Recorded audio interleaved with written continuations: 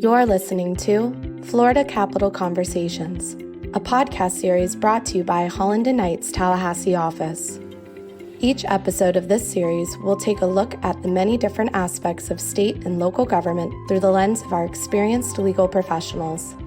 Our hosts, Nate Adams and Mia McKown, have a wide range of Florida governmental experience and offer a seat at the table to everyone who listens to these candid conversations. Welcome to Holland Knight's Florida Capital Conversations podcast series. Today, our subject is Florida's equine landscape, and our guests are Kayla, Pragid, and Tori Deal.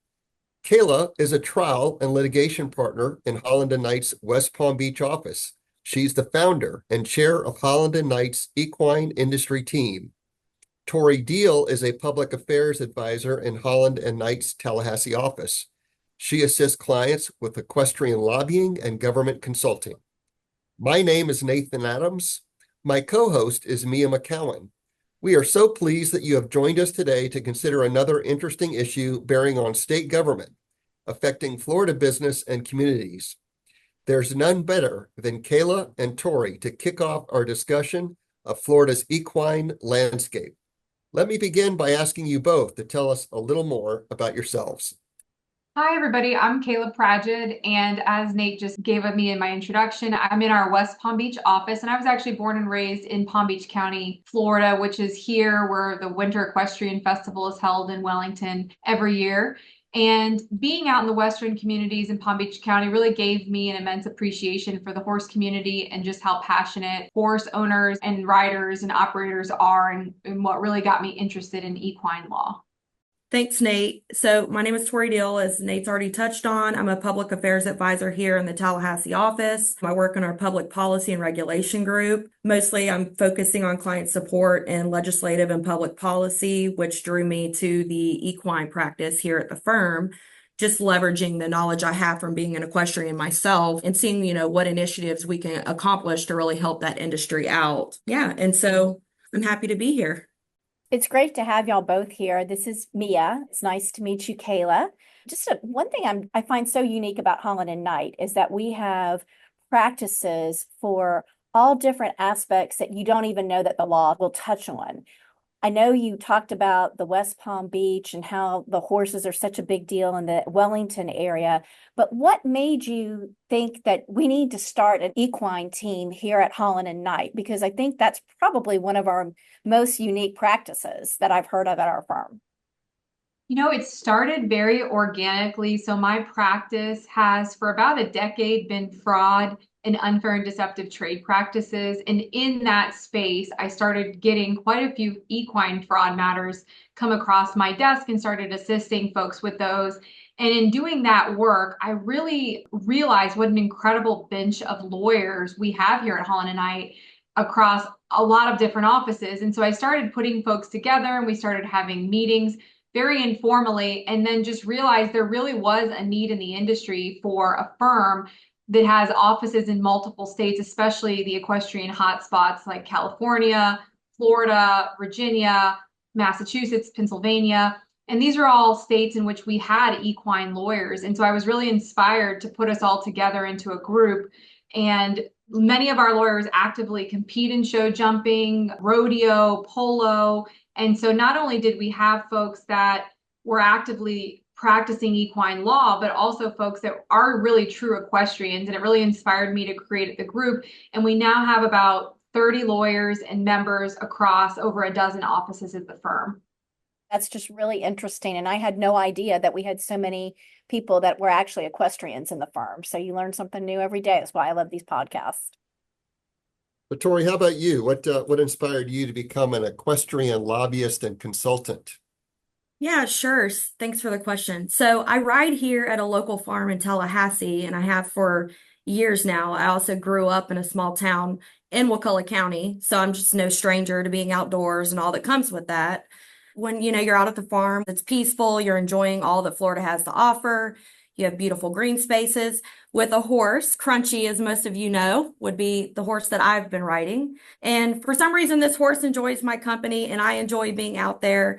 It's disconnecting and there's really nothing better than when you're in the saddle. So when Kayla started this group and approached me to join, for me, it was, I'm going to turn a passion into a purpose because it mattered. So it's seeing how important the industry is to those that I am with every weekend, and also to those that may not understand they have a voice in this process, and I'm trying to bridge that gap between the equine industry and the decision makers so that we can keep the industry thriving. And I also think it's really realizing this, it's the best way to ensure our generations can experience the same enjoyment, connection that I have. And so, you step up, you're leveraging your knowledge of the equine matters and governmental processes, and that helps us guide clients, with navigating our legislative landscapes. And then we're able to promote issues like equine welfare, land use for certain equestrian activities. And then there's also funding that is available for equestrian programs. I think by leveraging that knowledge, and Kayla starting this group, we're able to explain to industry, these options are here, and we can sustain and grow this equestrian industry. And I think overall, my love for being an equestrian really, it hit home with me. And so I've really enjoyed being in this group and lobbying for the cause. Kayla, kind of following up on some things that you said, and also with Tori, I know we've got this practice here, and you mentioned what first got your attention. You noticed some fraud in the industry. There was something fraud going on. I never would have thought that in the equine industry. What kind of resources does the firm have for, equine legal and consulting? You see horses, you see the competitiveness, the races, but you don't often think about, legal and consulting. So what kind of resources do we have that we make available to this unique industry? Thanks, Mia, for the question.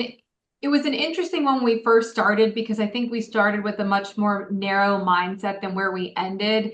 And so we as a group provide, I think, what we'll call traditional equine services that, the everyday person would understand. For example, assistance with purchasing and selling horses, leasing horses, some traditional equine activities. We also do quite a few what I'll call non-traditional equine activities, such as assisting non-equine related clients with activities that touch on the equine industry. As an example would be a hotel. We represent some hotel chains, and those hotel chains may offer guests trail riding as an activity for the hotel. Well, there comes some potential liability with that. So assisting, what we like to call equine adjacent clients, or clients that touch on the equine industry, protect themselves against potential litigation, take advantage of different statutory protections that the state of Florida has for them. Well, that'll be kind of bucket number 2. And then we also help with, we have folks in our group that help buy and sell equine facilities, equine related farms, agricultural issues that come with those. We also have some folks that assist clients with stallion shares. So oftentimes you'll have a stallion that's very valuable with respect to its breeding rights, but perhaps it's too expensive for one client or owner to pay for. And so we'll help syndicate the shares and go through that process. We also have a really great practice, a regulatory practice with respect to anti-doping and gaming. And so we actually have a former Florida state regulator who works in our Miami office, who's been really instrumental in helping gaming clients, horse racing, horse betting online, and also regulatory issues that come up with anti-doping of horses. And then, of course, my practice, which is litigation. So any type of equine litigation, whether that be fraud or, a horse is injured in transport or a lease is broken and there needs to be some enforcement from a litigation perspective, things like that. Tori, so tell us a little bit more about the ways the equine community contributes to the state's economy. We've already heard some aspects of that, but there may be folks listening who are not active in the equine industry and maybe don't have a sense for really what the implications of it are. Sure. No, this is actually my favorite question because it shows how important the industry is to our state. So Florida, it actually houses nearly almost every breed of horse. And so as a result of that, the equine industry supports, as Kayla's already mentioned, a wide variety of activities. So that's breeding, training, racing, polo, rodeo, competitive show events like dressage, cross country, show jumping, trail riding, the list goes on. With that, so the equine industry contributed $177 billion to the U.S. economy, with an economic impact of $12.78 billion just in Florida, which, fun fact, is equated to more than all collegiate sports in the state. So with a population of more than 332,000 horses, Florida is ranking third in the number of equines in the United States, behind Texas, California, and it's a force to be reckoned with, and I'm here for it. I think it's impressive, that economic impact that it has. Well, I'm here for it too. I think that's awesome, Tori. And it's just, I mean, I'm very intrigued by this topic. But Kayla, with all the activity that's going on, it seems like not only just in Florida, but across the nation, what challenges do you see the industry facing? One of the biggest challenges, I think, in the industry is that we as a nation have become more litigious. And so the industry has often, I think, historically proceeded with a trusting type of handshake deal mindset. And I think that's been because equestrians are tried and true, good people that are out there for the betterment of the horses. And I think they've always put a lot of faith in other folks in the industry. But given how litigious the United States has become, I think folks, especially some clients, we've been assisting in the last couple of years, have really understood the benefit of having written contracts and agreements and protections and liability waivers and, waivers they have folks sign that come on their premises and things like that. So I think that's one challenge I've seen in the industry, is the jump from this very trusting, we don't need agreements, to this, we should have an agreement, but I don't want you to be offended that I want an agreement, because I still trust you, but I want these protections for both of us. And I think that mindset jump has been somewhat of a challenge. I've also seen as kind of a second challenge an uptick in anti-doping and enforcement actions in horse racing. So the Biden administration created some new regulations, and within those, there's been a lot of talk in the industry about them and challenges facing horse racing as a result of some of those laws. And so those are, I guess, the two biggest issues I've seen come up in the last couple of years with our clients. It's sad, but it's the way of the world. I saw that in the citrus industry as well. And I think that's a lot in the agriculture community, where they did things with gentlemen's agreements and things of that nature. And so I guess it's great for lawyers, but it is a new way of doing business. And sometimes the folks are a little slow to want to do that because, like you said, they don't want to offend people by presenting them with a contract. So, but they do need to do that, obviously, to protect themselves. And we have people like you that can help them do it. That's great. What is FDACS? What does that stand for, Tori? So FDACS stands for the Florida Department of Agriculture and Consumer Services. FDACS is actually a really unique state agency. They not only deal with consumer services, but I know, Tori, with the industry that's near and dear to our hearts is agriculture. And so is that where the equine industry, or do they have responsibility over that? That is correct. They do have a portion of the equine industry. They mostly are overseeing, their operations and ensuring, that water quality and environmental standards are met through what they call BMPs. And just for those who may not know what that is a best management practice.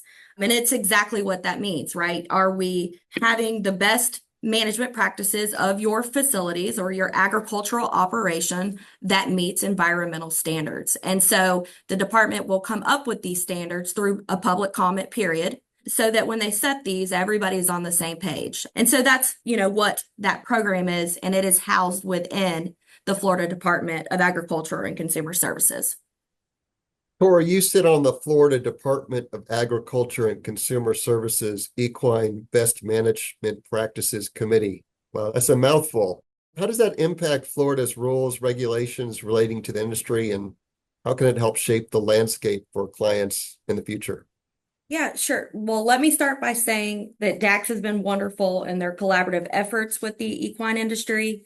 I'd have to give a shout out to Commissioner Simpson and his team within the Office of Agricultural Water Policy. They have a full transparency approach right now to updating a series of rulemaking. There are multiple in the ag atmosphere that they're updating manuals and rulemaking that will follow in a pretty quick pace. And so by sitting on these committees, it really does allow us to position our clients maybe in this atmosphere so that these rules and regulations impact them in the best way possible when, they come to be finalized. So right now, the department's, as I've said, they're tasked with updating a series of manuals and the rulemaking that's going to follow. And most recently, we were working together on the Equine BMP manual and the rulemaking that's going to go alongside that here shortly. I think for us, it allows our clients to have a voice at the table. We're ensuring that these rulemaking changes and manual updates are, as I've said, turning out favorable for their operations. And it's reflecting the realities of what they need, of those that are most affected. And I think it's a very proactive method that the department is using by bringing us all to the table prior to publishing these manuals and rulemaking. It's also allowing us to work with the department for our clients related to available resources. Whether you have a large or small operation, maybe that's cost sharing with FDACS to something you need to do that's a better environmental standard. Or maybe that's just understanding what is a BMP. And as most of us know, basically, it's a best management practice that's designed to improve water quality while maintaining their agricultural production. So I think overall the department is wanting to help, and I believe having this collaborative relationship is going to be the key to success for our clients and everyone included that may want to get involved. And so right now, if for what it's worth, it's on their website. And I think just having a seat at the table, as I've said, allows us to direct those initiatives in a favorable way. Kayla, kind of following up a little bit on what Tori's talking about, some of the new rulemaking that's going on at FDACS. Are there any new rules or laws that our group here at Holland Knight has dealt with, let's say, for example, that touch upon the equine liability statute and the administrative code for buying and selling horses? There are, so I wouldn't say the laws are new, but I would say that they've been used more in the recent past than we've seen historically.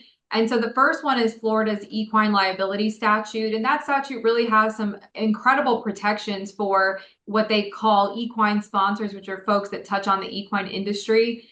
And leveraging that statute to protect you as a client or as a barn owner or an equine operator or sponsor, whether you own a racetrack or you're just having folks do trail rides on your property, has been really critical for us, just education across the industry and of our clients.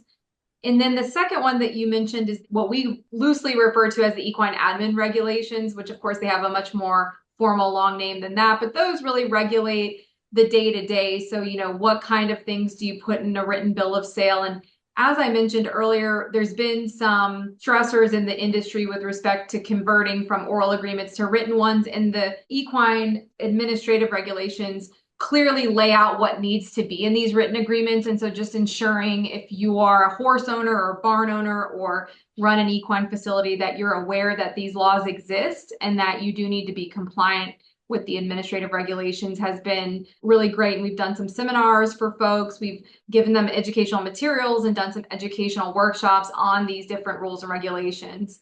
And then outside of Florida, kind of nationwide, I touched upon this a little earlier, but Congress in 2020 enacted the Horse Integrity and Safety Act, which is commonly known as HISA. And that was really kind of the first horse racing, racetrack safety regulations and anti-doping laws that were out there. And although the law was enacted in 2020, the safety regulations and anti-doping rules took effect in 2022 and 2023, so very recently. And so we've really been starting to see those laws take effect in the racing industry. And there has been some pushback. So, the racing folks, I think there's two schools of thought. One is we don't need to be overregulated. And so there's been some pushback. And I think the other half of the industry recognizes that regulations are necessary to ensure that the animals are treated fairly. Because, for example, we saw when that movie Blackfish came out about the controversy over captive orca whales at SeaWorld, there was a huge boycott of the industry and it really hurt the industry. And so I think kind of the second school of thought is let's regulate this and ensure the animals are treated appropriately so that we ensure the continued success of horse racing, because people have faith in the industry that they're going to protect the horses. And so I think those are kind of the two big issues from a legal perspective that we've been seeing pretty frequently. Great. Well, Tori, I suppose the future of Florida equestrian law is being created today. How do you see advocacy work shaping up in the near future?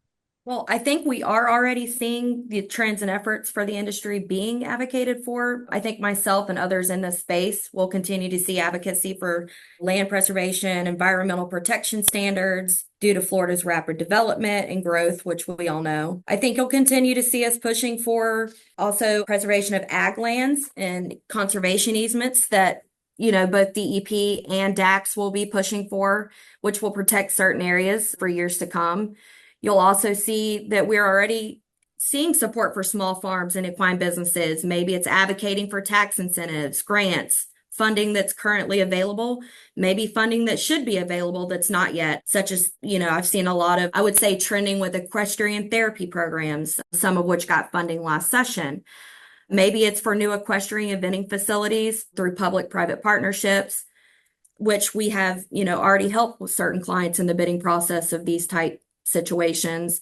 I think you're also going to see relief from burdensome regulations. And I think that's what we want to see, making it easier for the industry to be successful. And then lastly, I think what everyone is seeing right now is public awareness. Every celebrity you can think of, Snoop, Martha, Beyonce, the whole world is going country. And I think you're even seeing political staffers campaigning on horseback most recently in the political atmosphere.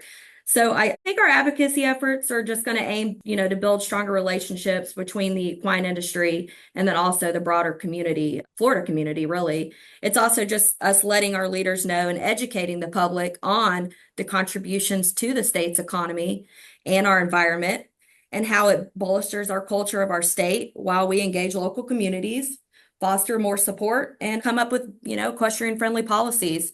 But at the same time, we're also going to have to balance a growing Florida. And so I think that's what you're going to see is consultants such as myself pushing for conservation easements and being an ear. How can we help? Who can we get you in front of? Let's help this industry be here for years to come.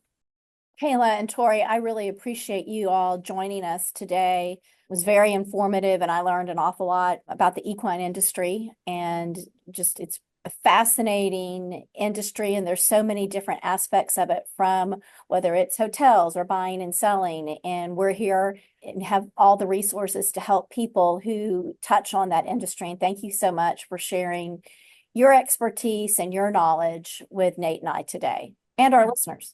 Yep, and I want to thank also my co-host Mia McKown for joining us today and asking some great questions. Most of all, I want to thank each of you for joining us today. Please plan to join us for our next Florida Capital Conversations podcast. Have a great day. Thank you for listening to Florida Capital Conversations. For more information on our Tallahassee office, please visit hklaw.com/Tallahassee.